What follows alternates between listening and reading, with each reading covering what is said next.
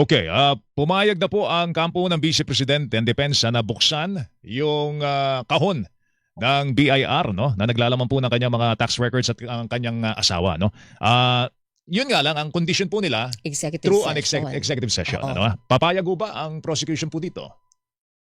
Hindi ho 'no, sa tingin namin ang posisyon namin diyan, dapat ho walang rason para buksan ho 'to sa isang executive session 'no. Dapat ho part 'to 'no ng normal pre-marking proceedings 'no.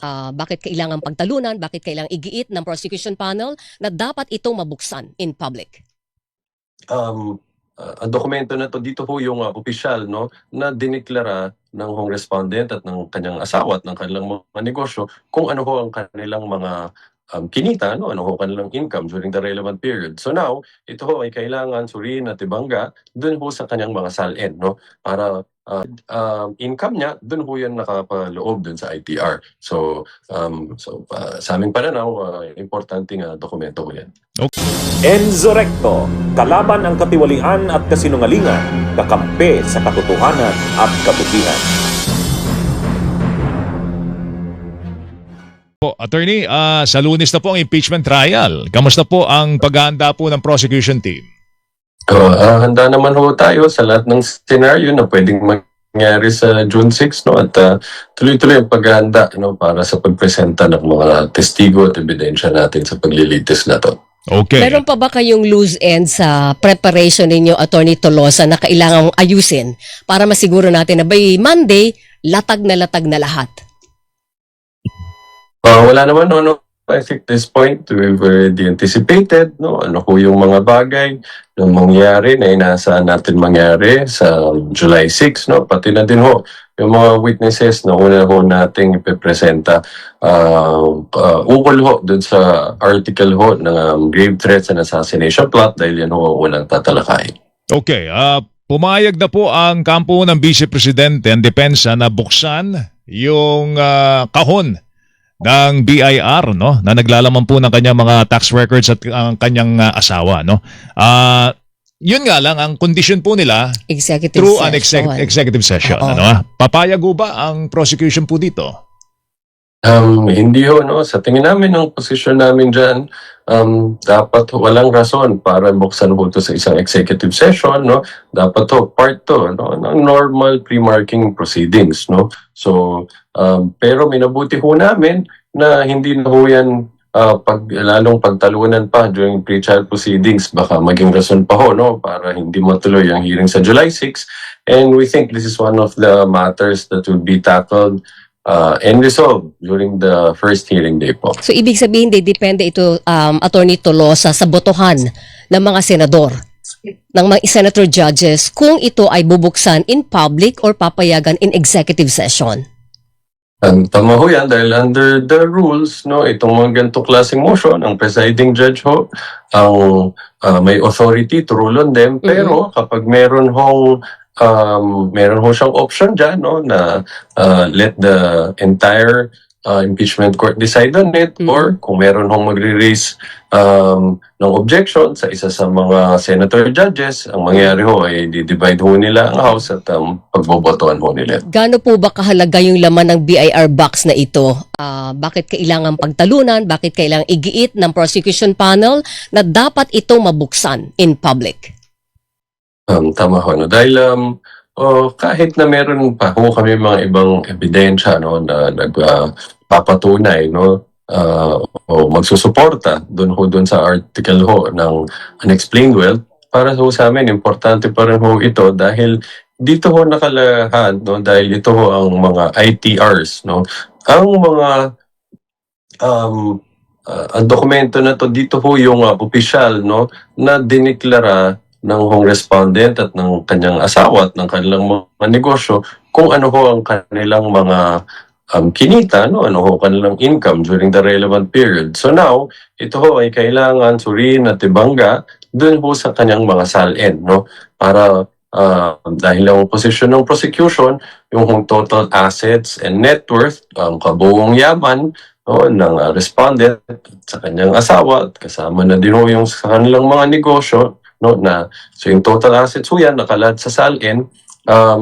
is more no, higit ho nakalagay diyan kumpara doon sa mga kinita, no? Noong panahon na yon, no, ng respondent ho, no, at kung ano yung declared income niya, doon ho yan nakapaloob doon sa ITR. So sa aming pananaw, importanteng dokumento ho yan. Okay, meron daw pong tinatayang 90 witnesses ang depensa na ihaharap po. Mm-mm. Ano po pantapat ng prosecution dito, Attorney Tolosa? Tama. Well, una-una, tama ko, although they have 90, we anticipate that they would not be presenting all of them. Kaya nga ho, ang hiningi ho nilang trial dates are 30 dates ho. No? Pangalawa, actually, madami ho dyan sa mga witnesses na listed in their pre-trial brief ay witnesses na ho namin, no? So, in fact, kami ho ang unang magpipresenta sa mga yan, no? So, at dun sa mga ibang witness naman ho na they will be presenting, we'll be ready to cross-examine them when they're presented in court. Ang sa huling tala po, 57 ang witnesses ng prosecution. Tama po, Attorney Tolosa? Or, Tama. ilan po ang pieces of evidence naman na ihaharap po ninyo?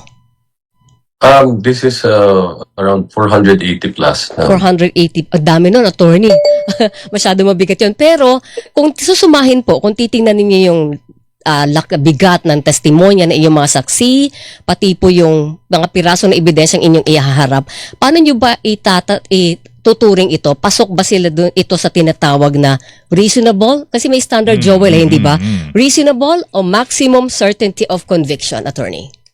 Well, to clarify, ma'am, yung kung nasabi nyo, no, na quantum of evidence, those apply to criminal cases. No? But ang impeachment court, hindi ho to tinuturing na criminal case. No? Dahil sa dulo ho nito, wala naman hong magiging pagkakakulong, no, na magiging penalty. No? Yes. So dahil ho dito, iba ho ang standard, no, or quantum of evidence required. No? Wala hong nakalagay, no, sa Constitution kung ano exactly, no, ang mag-apply dito. Hence, kasi ho, ito both a political, Yes. no, and also legal, no, accountability mechanism. No? So hindi ho siya purely legal. So in the end, ang magiging batayan ho dito ay dapat ang mga senator judges are expected ho, no, na magpasya, no, na naayon ho dun sa mga ebidensya na ipipresenta ng magkabilang filing. Sa pinakasimpleng paraan, attorney, mabigat bang ebidensya nyo para sapat para ma-convict si Vice President Sara Duterte po? To clarify, no, yung hong judgment, yan ho ay reserved by the Constitution, no, sa ating mga senator judges. So, respeto po natin sila sa kanilang desisyon na yan. But what we could say is, no, sisiguraduhin ho namin na maglatag ho kami ng malakas na ebidensya, no, para sa dulo ho nito, hopefully makita ho nila, no, na itong articles of impeachment nito ay sinusuportan ho talaga ng matitibay ng mga ebidensya. Okay, huling tanong na lang. Among the articles of impeachment, bakit ang binanggit nyo uunahin ninyo yung Grave threats. yung grave threats? Oo. Well, unang-una ko siguro yan ang pinakamadaling maunawaan at masubaybayan ng ating mga kababayan ho, no? At pangalawa, with respect dun sa mga factual issues, tingin ho natin, dyan ho ang easiest to prove, no? Dahil yung hong mga binigkas na nagko-constitute ho, no, nung impeachable offenses, which is ho yung pananakot sa president, sa first lady, na former speaker, pati ho yung fact na